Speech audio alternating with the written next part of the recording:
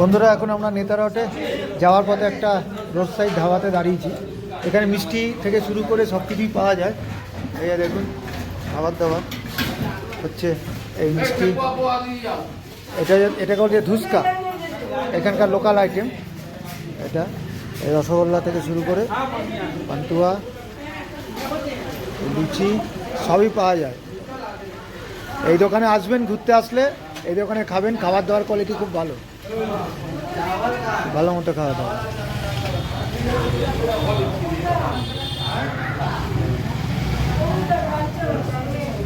না না না, রসগোল্লা